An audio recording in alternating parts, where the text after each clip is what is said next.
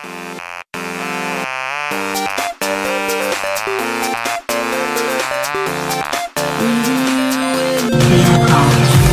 will supply life cots for babies and life jackets for children.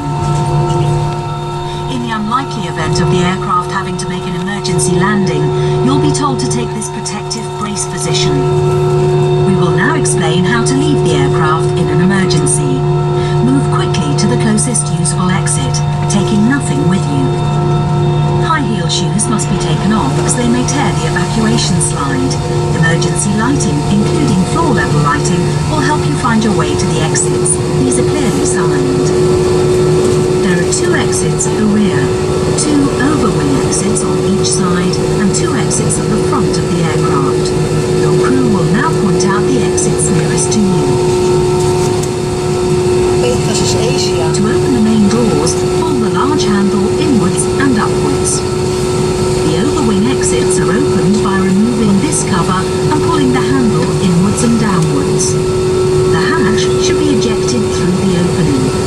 Opening the doors and overwing exits